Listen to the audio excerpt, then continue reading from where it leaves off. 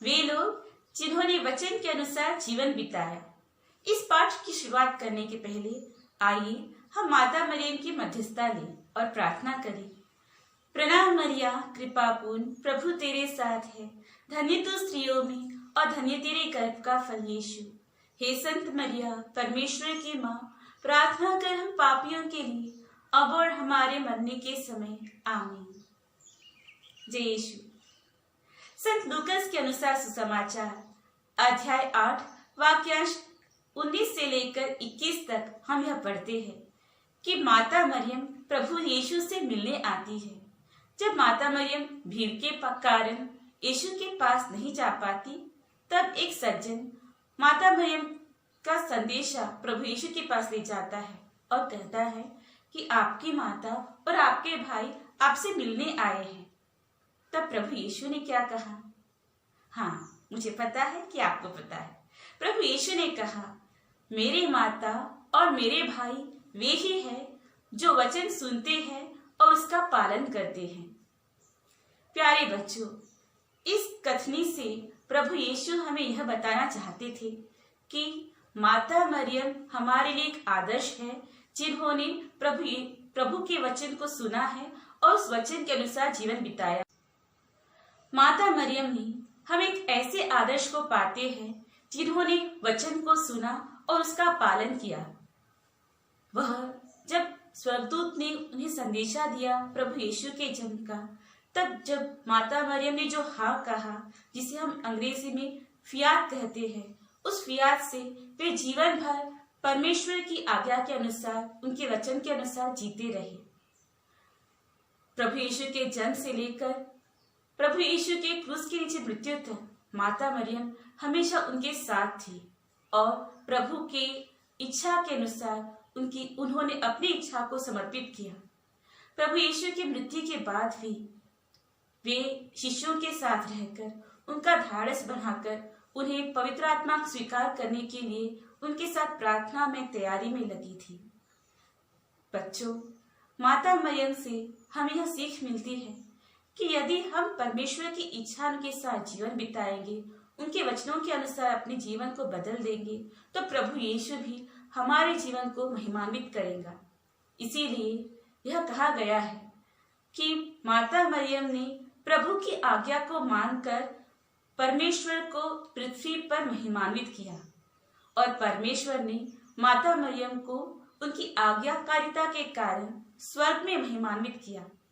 तो हम सब जो स्वर्ग का लक्ष्य रखते हुए यह जीवन बिताते हैं, तो आइए हम माता मरियम से सीखें कि कैसे परमेश्वर के वचन के अनुसार हमें अपना जीवन बिताना चाहिए। संत यूहन्ना के पहले पत्र अध्याय 1 वाक्य 1 में हम पढ़ते हैं, शिष्यों ने उस जीवंत ईश्वर की घोषणा की, उस जीवंत वचन की घोषणा की जो आदि से ही विद्यमान थे, जिसे उन्होंने सुना, उनके कार्यों को देखा, उनका अवलोकन किया और उनको अपने हाथों से स्पर्श किया था। शिष्यों की इस घोषणा के कारण कलीसिया में समूहों का गठन हुआ, कलीसिया बढ़ती गई और धर्माचार्यों ने पवित्र वचन की सही व्याख्या देते हुए ईश्वर की जनता को उनके विश्वास में सहायता की। और जब जब कलीसिया में विश्वास और एकता के विरुद्ध मुसीबतें आई, तब ईश वचन की तलवार हाथ में लेते हुए उन्होंने हिम्मत के साथ सभी मुसीबतों का सामना किया और कलीसिया को सच्चे राह पर चलने के लिए मदद की।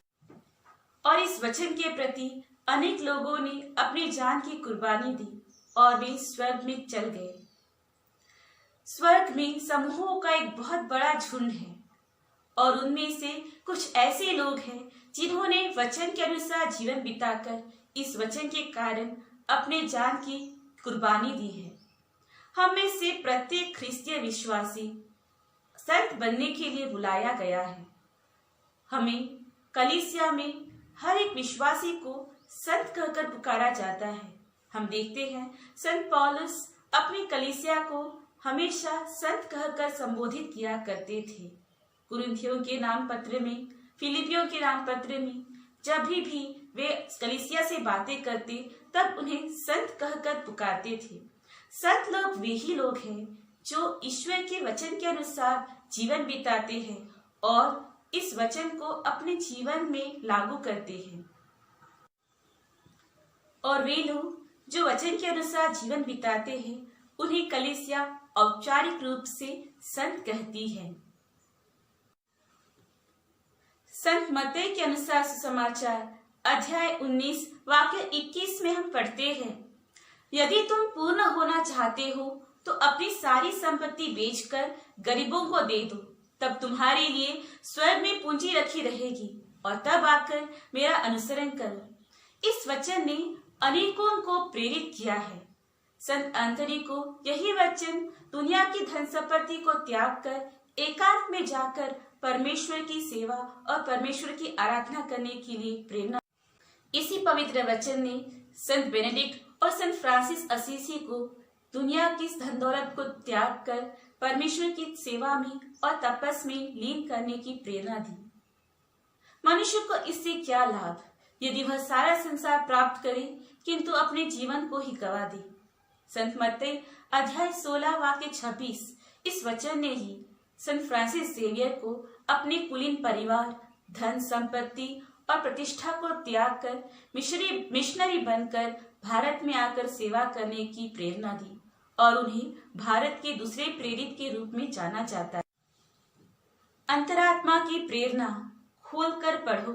इस प्रेरणा से प्रेरित होकर संत अगस्तीन को यह वचन मिला, रात प्राय बीत चुकी है, दिन निकलने को है, इसलिए हम अंधकार के कर्मों को त्याग कर ज्योति के शस्त्र धारण कर ले। हम दिन के योग्य सदाचरण करें। हम रंगरलियों और नशेबाजी, व्यभिचार और भोग विलास, झगड़े और ईर्ष्या से दूर रहें। आप लोग प्रभु ईसा को धारण करें और शरीर की वासनाएं तृप्त करने का विचार छोड़ दें।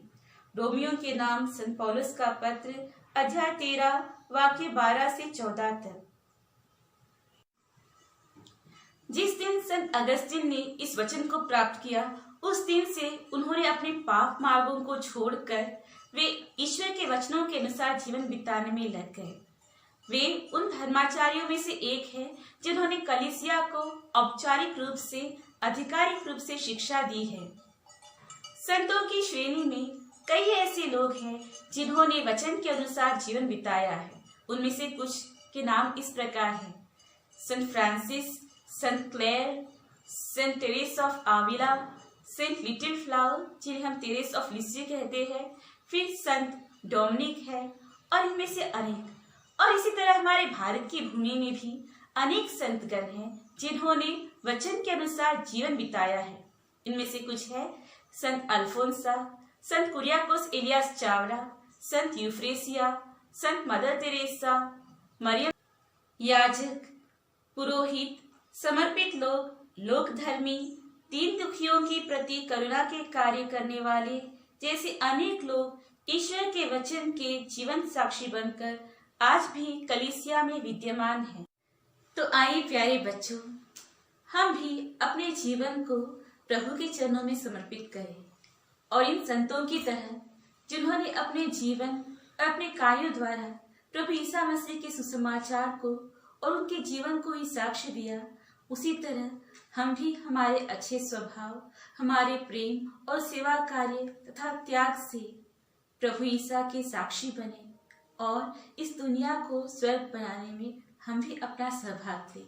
आइए हम हाथ जोड़कर प्रभु से इस कृपा के लिए प्रार्थना करें। हे प्यारे प्रभु, हम आपको धन्यवाद देते हैं कि आपने हमारे सम्मुख अनेक संतों के अच्छे जीवन द्वारा एक अच्छा आदर्श पेश किया है।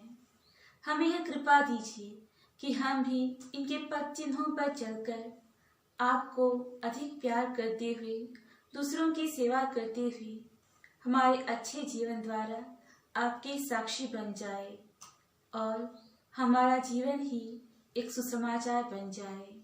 पिता, पुत्र और पवित्र आत्मा के नाम पर आमीन। जय यीशु।